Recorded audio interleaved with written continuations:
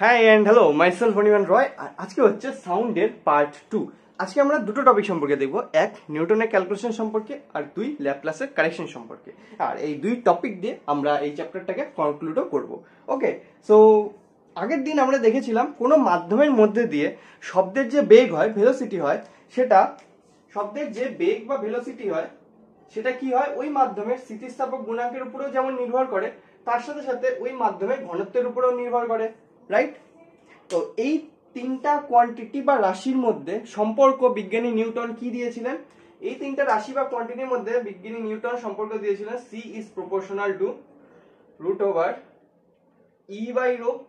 এখানে প্রপোর্শনাল সাইনকে যদি আমরা সরাই তাহলে কি আসে, একটা কনস্ট্যান্ট আসে। এই ক্ষেত্রে এই কনস্ট্যান্টের ভ্যালু হয় 1 এর সমান।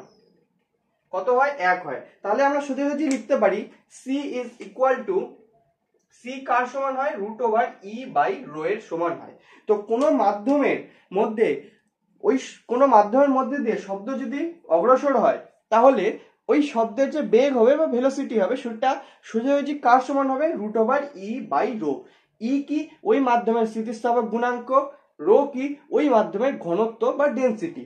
ওকে, সো এইভাবে কোনো মাধ্যমের স্থিতিস্থাপক গুণাঙ্ক আর ডেনসিটি ভ্যালু জানলেই আমরা সেখান থেকে ওই মাধ্যমের মধ্যে দিয়ে কোনো শব্দ গেলে সেই শব্দের ভেলোসিটি কত হবে বের করে দিতে পারবো এই সম্পর্ক দিয়ে। নাও বিজ্ঞানী নিউটন যে ক্যালকুলেশন করেছিলেন শব্দের গতিবেগ নিয়ে, সেটা করেছিলেন গ্যাস মাধ্যমে। ওকে, সো আমরা গ্যাস মাধ্যমের ক্ষেত্রেই দেখব। তো গ্যাস মাধ্যমে স্থিতিস্থাপক গুণাঙ্ক কি হয়? আয়তনগত স্থিতিস্থাপক গুণাঙ্ক, রাইট?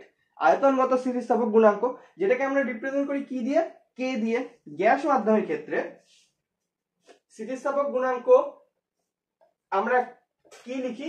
কে দিয়ে রিপ্রেজেন্ট করি, মানে বাল্ক মডিউলাস যেটাকে বলে, রাইট?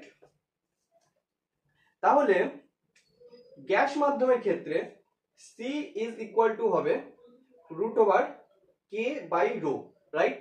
এবার এই ইকুয়েশনে আমরা কে মানে এই যে কে স্থিতিস্থাপক গুণাঙ্ক গ্যাস মাধ্যমের ক্ষেত্রে, এটাকে রিপ্লেস করব ওই মাধ্যমেরই প্রেসার কে দিয়ে। ওকে, মানে কে এর জায়গায় আমরা প্রেসার কে লিখতে পারবো। কেমন করে দেখা যাক, কেমন করে লেখা যায়। ধরলাম এটা একটা মাধ্যম, গ্যাস মাধ্যম। এই মাধ্যমের pressure P, volume V, right? Pressure P, volume V.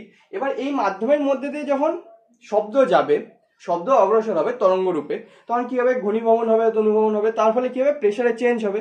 তো ধরলাম এখান থেকে প্রেসার কি হলো, একটু বাড়লো, মাধ্যমে প্রেসার কি হলো, একটু বাড়লো, বেড়ে কত হলো? P plus P one. তাহলে ভলিউম কি হবে? কমে যাবে। ধরলাম স্মল ভি পরিমাণ কমে গেল, ঠিক আছে?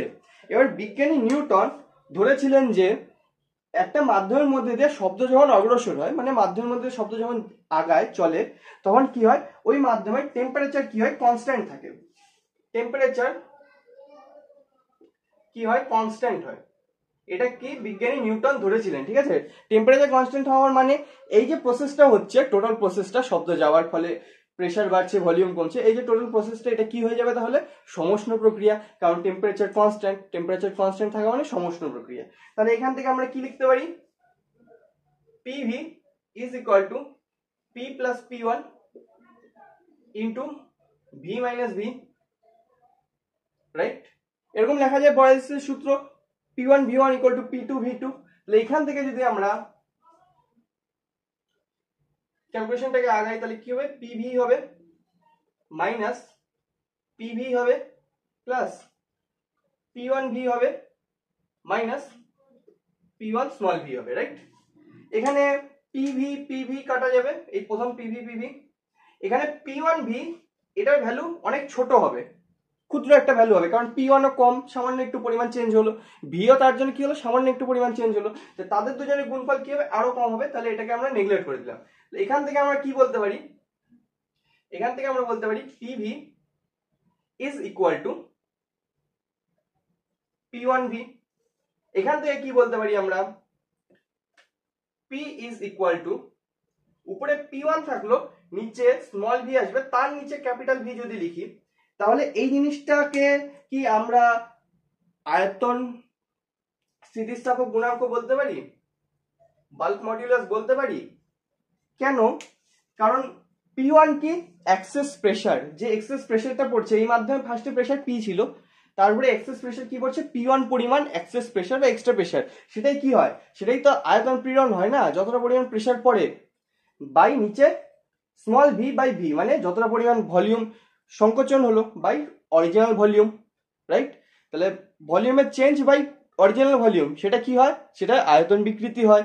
তাহলে আয়তন পীড়ন বা আয়তন বিকৃতি সেটা কি হবে, আয়তন স্থিতিস্থাপক গুণাঙ্ক বা বাল্ক মডিউলাস। তাহলে এই পি কে আমরা কার সমান লিখতে পারি, কে এর সমান। তাহলে এই ইকুয়েশনে কে কে আমরা রিপ্লেস করে দিতে পারি পি দিয়ে। ওকে, তাহলে সি ইকুয়াল টু আমাদের কাছে কি চলে আসবে, root over P by rho. Okay, তাহলে কে থেকে পি কি করে আসলো, মানে বাল্ক মডিউলাস বা আয়তন স্থিতিস্থাপক গুণাঙ্ক যেটা হয় গ্যাসের ক্ষেত্রে, সেটাকে আমরা পি মানে প্রেসার দিয়ে কি করে রিপ্লেস করলাম, সেটা ক্যালকুলেশন এখানে বোঝা গেল। পি ভি হবে, একটু চেঞ্জ হবে যেহেতু একটা প্রসেস হলো, কি হলো, P plus P one, pressure বাড়লো তা ভলিউম কি হয়ে যাবে, অটোমেটিক কমে যাবে, পি মাইনাস স্মল ভি পরিমাণ কমে গেল। তারপরে আমরা কি এই দুটোকে সমান সমান লিখতে পারি, P V equal to P plus P one into V minus V one, V minus V, right? সেখান থেকে কাটাকাটি করে কি আসলো, P equal to P one by small V by capital V, যেটা কি ওই মাধ্যমের আয়তন স্থিতিস্থাপক গুণাঙ্কের সমান। আবার সেটাই কার সমান হয়ে যাচ্ছে, পি এর সমান, মানে প্রেসারের সমান। তাহলে কে এর জায়গায় আমরা পি লিখতে পারি, রাইট? এত দূর অব্দি হলো। এইবার আমরা যদি এখানে ভ্যালু বসাই তাহলে কি আসবে,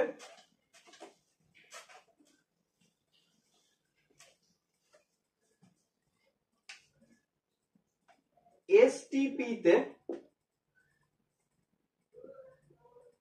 প্রেসারের ভ্যালু কত হয়,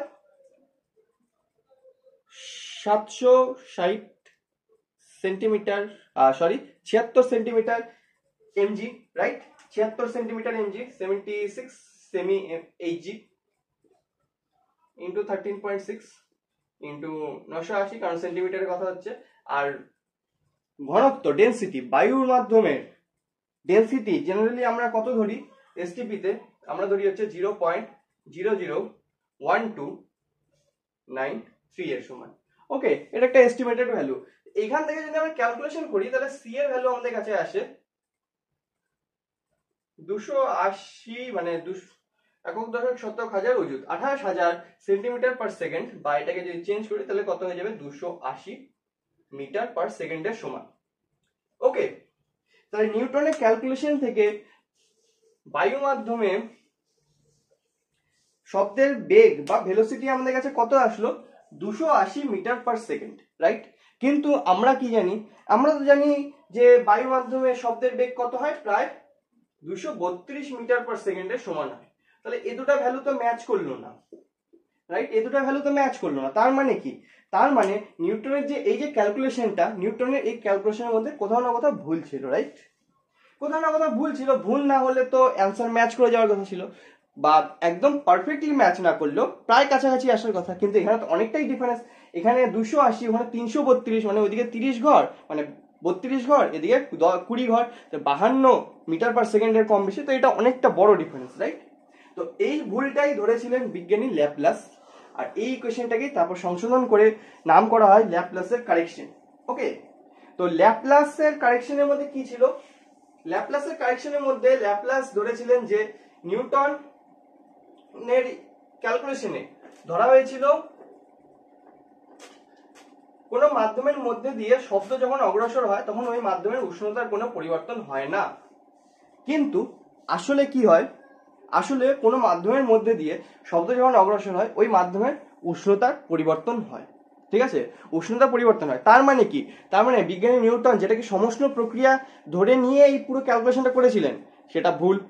সমষ্ণ প্রক্রিয়া তো হবে না, কারণ উষ্ণতা তো পরিবর্তন হয়। তো সেই ক্ষেত্রে কি চলে আসবে, সেই ক্ষেত্রে ফার্স্টে মাধ্যমের প্রেসার যদি P R volume capital V হয়, আর তারপরে কি হয়ে যাবে, সামান্য একটু পরিমাণ প্রেসার বেড়ে যাবে, পি প্লাস পি ওয়ান হয়ে যাবে, যার জন্য ভলিউম কমে যাবে, ভি মাইনাস স্মল ভি পরিমাণ হয়ে যাবে, রাইট? এই ক্ষেত্রে টেম্পারেচার কনস্ট্যান্ট থাকে না, এই ক্ষেত্রে টেম্পারেচার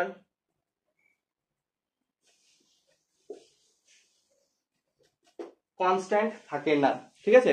তার মানে এটা কি সমষ্ণ প্রক্রিয়া হবে, হবে না, এটা কি হবে, রুদ্ধতাপ প্রক্রিয়া, ঠিক ঠিক আছে। তো এই ক্ষেত্রে আমরা যে আগের বার ক্যালকুলেশন করেছিলাম PV equal to P1 plus P plus P1 into V minus V1, সেই ক্ষেত্রে একটু চেঞ্জ হয়ে যাবে, কি চলে আসবে, রুদ্ধতাপ প্রক্রিয়া কি চলে আসে, একটা গামার ভ্যালু চলে আসে, রাইট। তো এই ক্ষেত্রে আমরা কি লিখবো, PV to the power gamma is equal to P plus P1 into V minus V তার power gamma.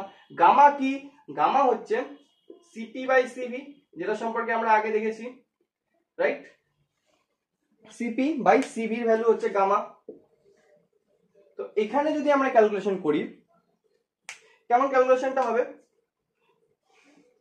PV gamma is equal to, এখান থেকে ক্যাপিটাল ভি গামা কমন নিলাম, P plus P1 capital V gamma common নিলে 1 minus small V by capital V to the power gamma চলে আসবে। এখান থেকে V gamma আর ভি গামা কাটা চলে যাবে, কাটা গেল, বাজবে কি, P ইজ ইকুয়াল টু, এখান থেকে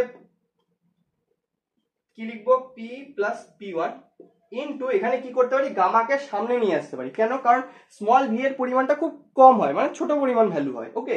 তো সেই জন্য কি করা যায়, গামাটাকে সামনে নিয়ে আসা যায়, তো কি চলে আসবে, minus gamma small V by capital V, okay.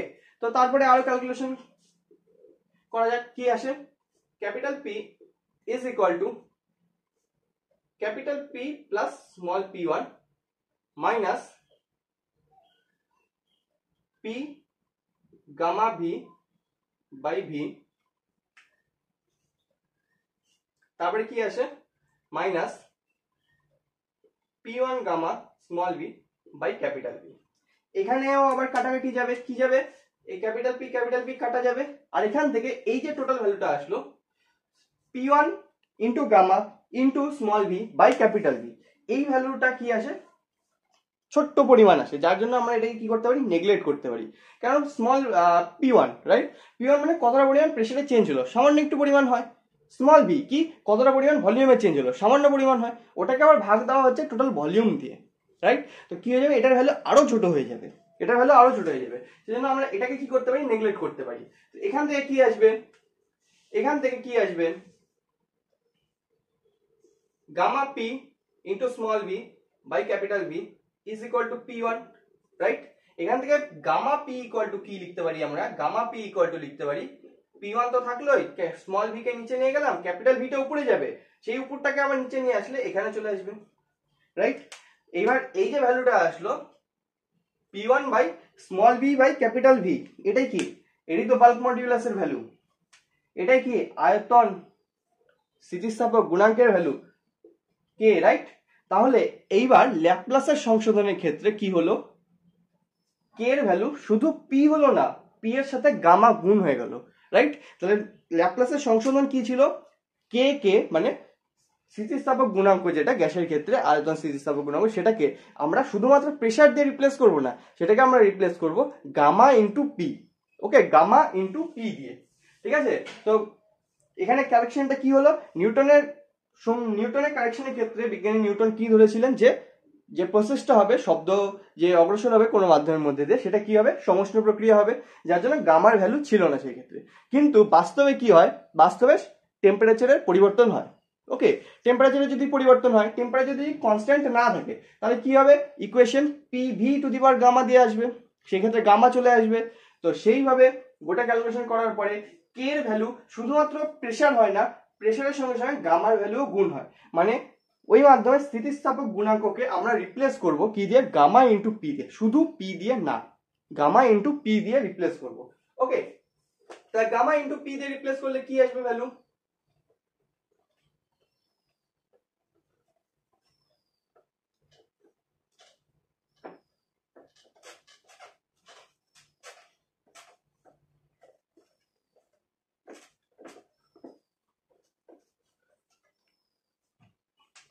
C equal to আমরা কি জানি, root over K by rho, right.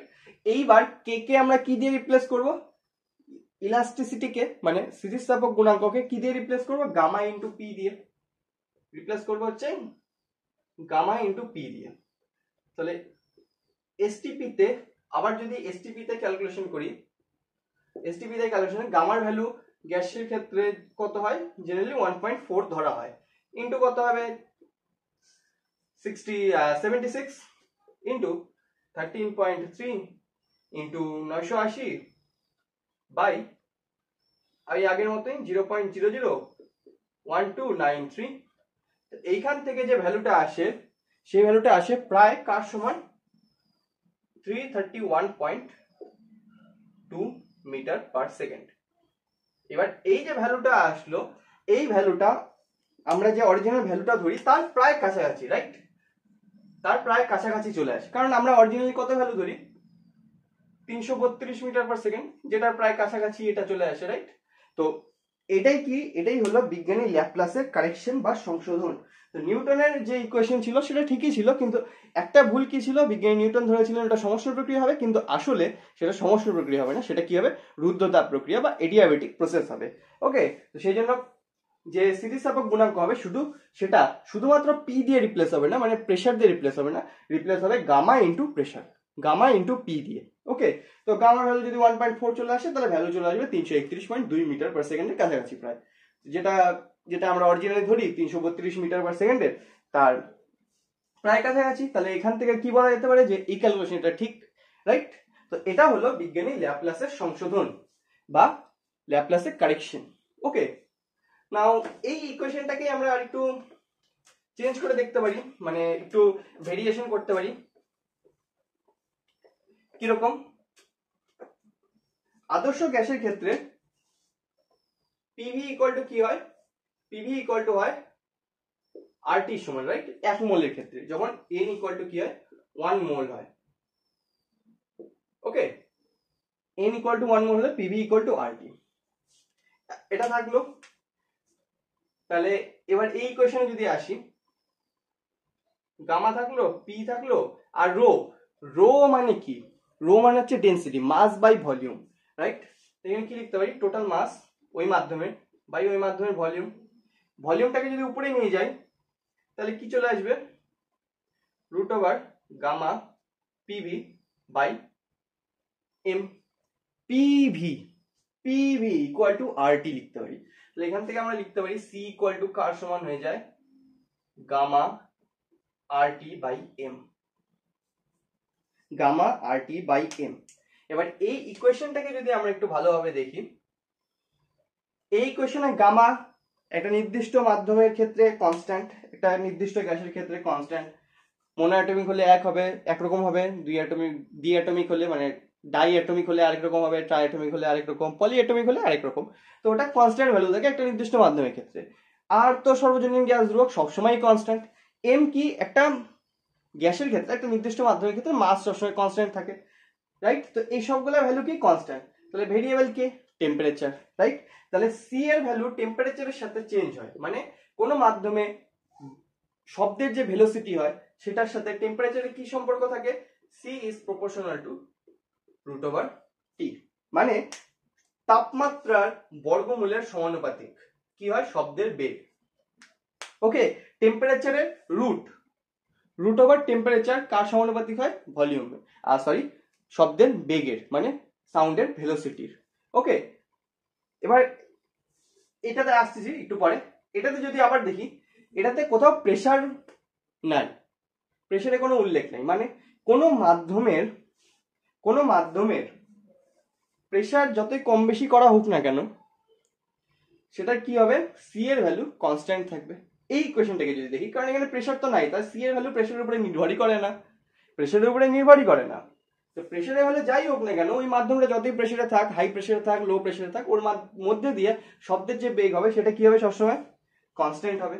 তাহলে এটা কেমন ব্যাপার, আমরা বেরি করলাম সি এর ভ্যালু প্রেসারকে দিয়ে, এখানে আবার বলা হচ্ছে যে প্রেসারের উপরে নির্ভরই করে না, তাহলে কি করে হবে সেটা।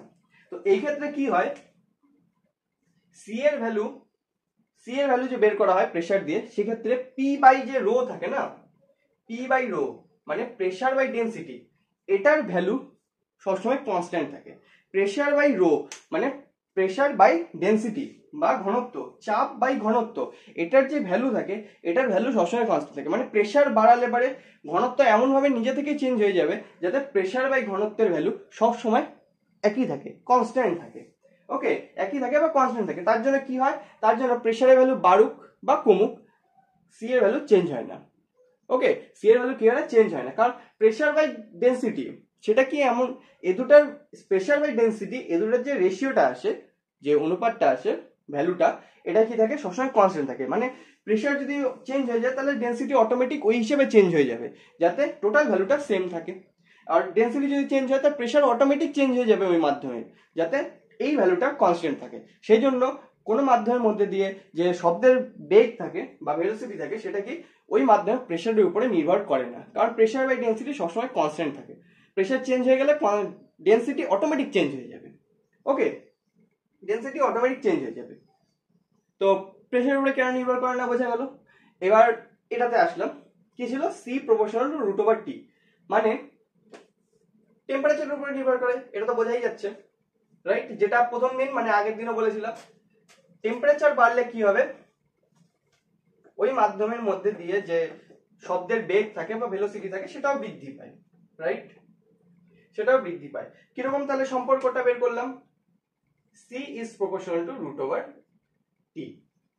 তাহলে দুই মাধ্যমে, মানে ধরলাম T1 টেম্পারেচারে ভেলোসিটি C1, T2 টেম্পারেচারে ভেলোসিটি C2, তাহলে C1 by C2 is equal two কি হবে, root over T1 by T2, right?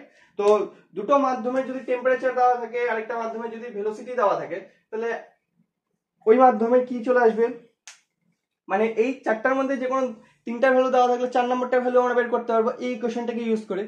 এই ইকুয়েশনটাকে যদি আমরা ফার্দার আরো ইকুয়েট করি, যেমন ধরলাম, কি ধরি, C1 না C0, কখন, T0 তে, মানে T0 টেম্পারেচার, মানে 0 ডিগ্রি সেলসিয়াস টেম্পারেচারে,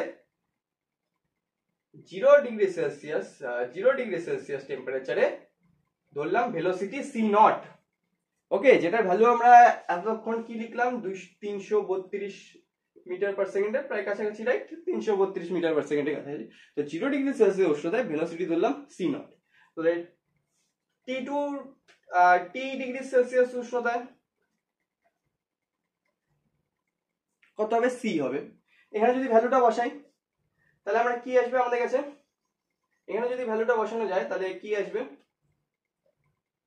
C0 by C is equal to, এখানে T1 T2 কি কেলভিনে হয়। ওকে, T1 T2 কি, এই যে T1 T2 যে ভ্যালুটা বসাচ্ছি এগুলা কিসে হয়, এই যে ভ্যালুটা কিসে হয়, এটা হয় কেলভিনে। এই ভ্যালুটা কিসে হয়, কেলভিনে হয়। ওকে, তাহলে 0 ডিগ্রি সেলসিয়াস উষ্ণতা মানে কত কেলভিন, 273 কেলভিন। তাহলে C0 by C is equal to 273 by এই T ইকুয়াল টু, তাহলে ধরে নিলাম কত, 273 প্লাস স্মল t, মানে কতটা চেঞ্জ হলো, স্মল t পরিমাণ চেঞ্জ হয়ে গেল। তাহলে 273 প্লাস স্মল t, মানে 0 ডিগ্রি সেলসিয়াস উষ্ণতা মানে কি 273 কেলভিন। তাই 273 কেলভিনে ভেলোসিটি হচ্ছে C0। তার থেকে স্মল t পরিমাণ উষ্ণতা যদি বাড়াই তাহলে টোটাল উষ্ণতা কত হবে, 273 প্লাস স্মল t, সেখানে ভেলোসিটি কত হবে, C, যেটা আমাদেরকে বের করতে হবে। ওকে, তো কি হবে, C ইকুয়াল টু কি লিখতে পারি আমরা, C ইকুয়াল টু আমরা লিখতে পারি C0 into root over 273 plus t by 273। Okay, C equal to C0 into root over 273 plus t by 273, এটাও লেখা যায়, এখান থেকে এখানে চলে আসলাম। ওকে, এরপরে কি করা যায়,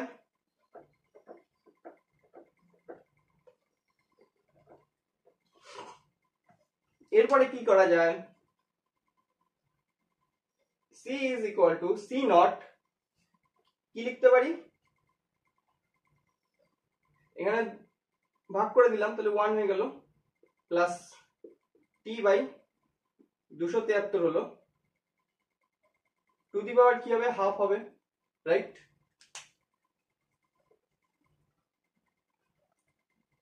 টু দি পাওয়ার কি হবে, হাফ হবে, এই রুটটা হাফ হয়ে গেল।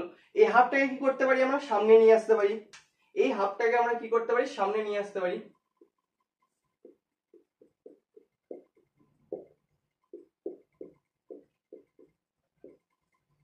রাইট? এটা যদি ভ্যালু ক্যালকুলেট করা যায় তাহলে কি আসবে, c ইজ ইকুয়াল টু চলে আসবে c নট 1 প্লাস কত আসে এটা 0.0081183 বা 813 আসে আই গেস। এটার ভ্যালু কত আসবে 183, এটার ভ্যালু কত আসবে 183 ইন্টু টি। ওকে, এটার ভ্যালু 1/2 ইন্টু 273, ঠিক আছে। তা সি নট এর ভ্যালু আমরা কত জানি 232, যদি এই ভ্যালুটা বসায় দিই তাহলে সি এর ভ্যালু চলে আসবে 332 প্লাস 0.61।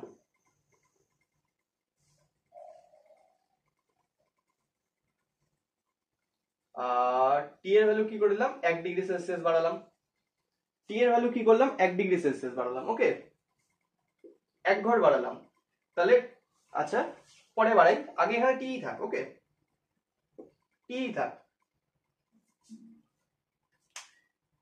সি ইকুয়াল টু কি আসলো 232 plus 0.61 into T metre per second, right. তাহলে টেম্পারেচার বাড়ানোর জন্য ভলিউম ভেলোসিটি কি হয় 332 এর থেকে বেড়ে যায় কতটা পরিমাণ 0.61 ইন্টু যতটা পরিমাণ বাড়াবো।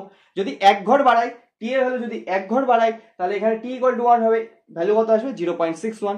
তার মানে কি, তার মানে প্রতি 1 ডিগ্রি সেলসিয়াস উষ্ণতা বৃদ্ধির জন্য, প্রতি 1 ডিগ্রি সেলসিয়াস উষ্ণতা বৃদ্ধির জন্য ভেলোসিটি কতটা বৃদ্ধি পায়, প্রতি 1 ডিগ্রি সেলসিয়াস উষ্ণতা বৃদ্ধির জন্য ভেলোসিটি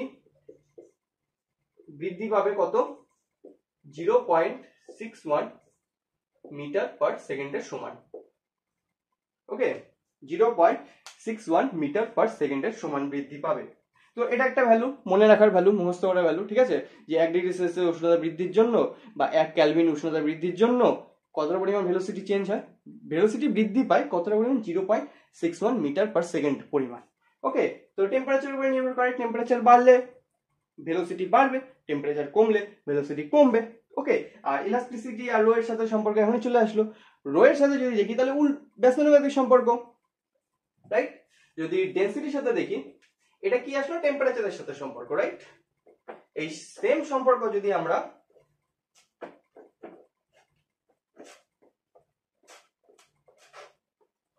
কার সাথে দেখি, ডেনসিটির সাথে দেখি,